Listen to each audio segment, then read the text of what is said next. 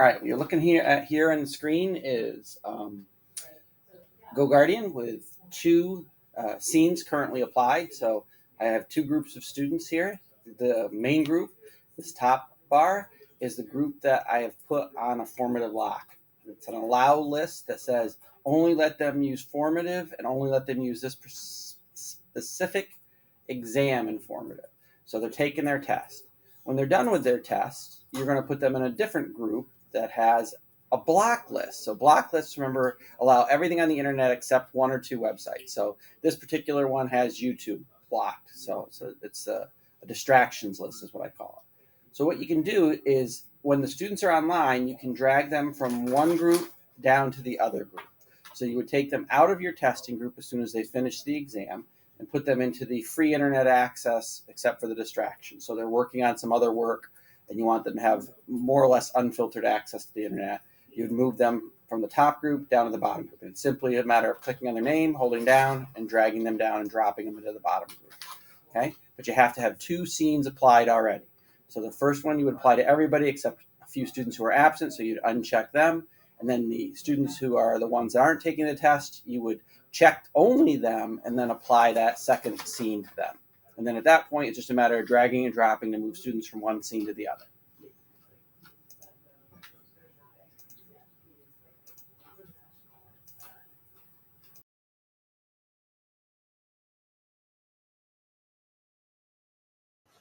All right, so I'm going to show you a couple tools in formative that have to do with AI now, so you can see if you want to give it a shot. First thing you need to do, though, to activate these tools in formative is once you're signed into formative, come down to your account and go to settings. And then in this beta section, you're going to want to turn on at least the top two of these three beta options. Okay, so those will allow you to use AI for content creation and AI for student writing feedback. Okay, so here we go. Once you're in formative and you want to start a new assessment, you can come up here and say new formative, but right underneath it is auto generate formative. So this is one where you can then come in and use the AI to create the formative for you. Don't worry, you can always delete, add questions in, right? So you can pick your grade level. So we'll say 7th grade, and we'll put in George Washington's farewell address as the topic.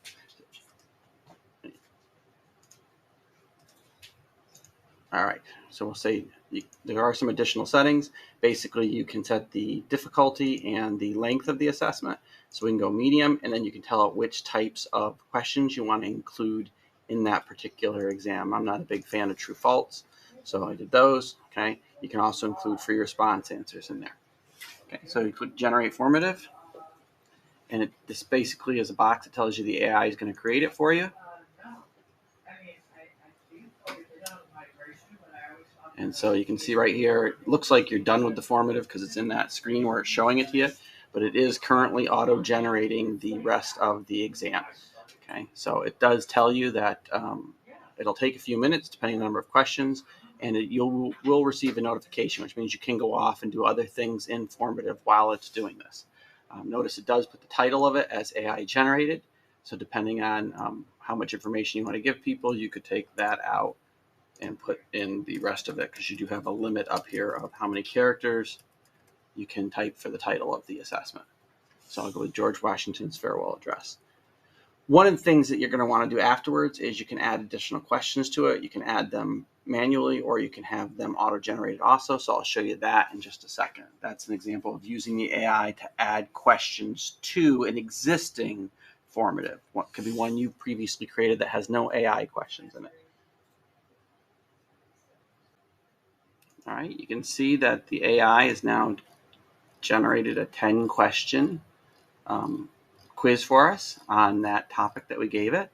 Okay, it includes marking, obviously, the correct answers too. I'm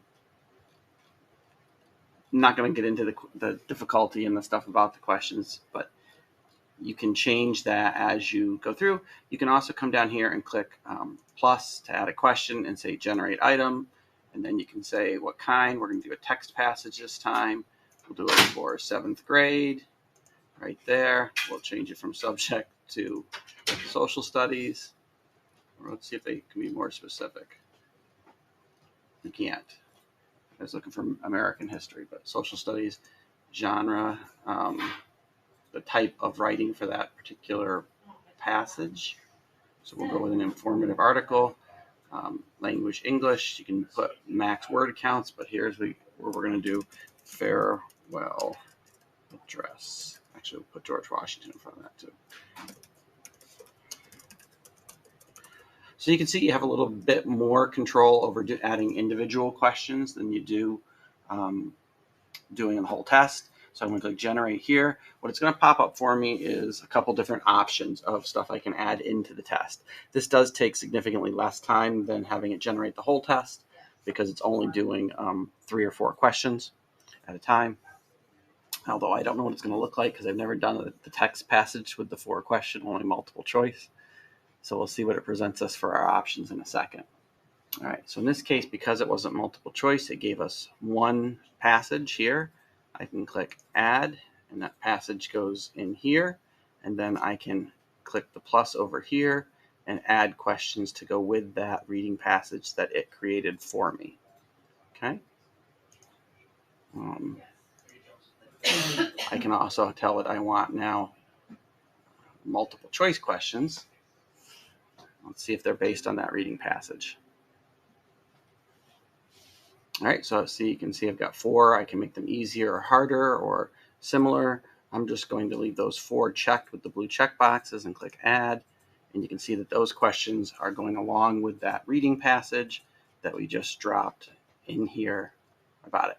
I would make sure you read through the reading passage and check all the questions. Whenever anything comes out of an AI, you should really check it for factual accuracy and for the content. So that's how you can add or make a test using all the AI tools. You can see it takes about 5 minutes to do it.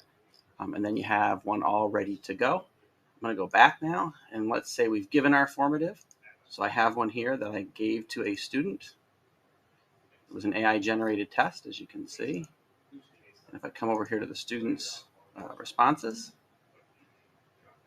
you can see that there are some of them that are ungraded. And then you see this little weird icon on some of them. That's because what I did is in response to the answers that the student put for the question. So what are some examples of AI as mentioned in the passage? And it says Siri and autocomplete. What I did down here is I wanted to give the student detailed feedback on why their answer was right or wrong.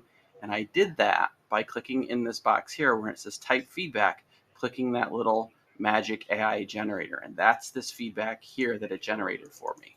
Okay. Know that you can always edit anything that's been given before you send it to the students. So it's just a lot quicker to have the AI give you the feedback and then check it yourself and then hit submit than to type it all from scratch.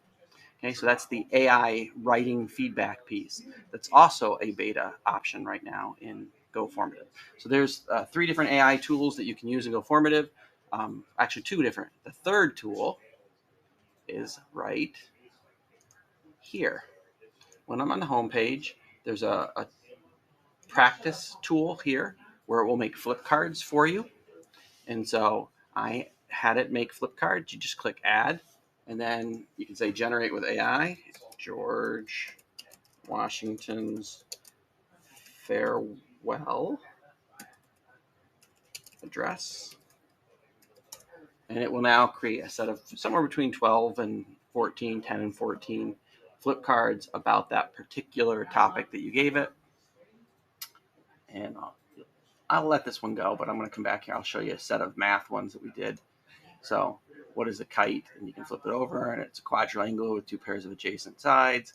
So it gives you all these flip cards. To use these flip cards, you can either post them in Formative, or you can simply copy the link from them and then share that link in Google to share them with your students. It'll force them to make a copy of them, which we'll put in their practice folder here that they can use at any point in time.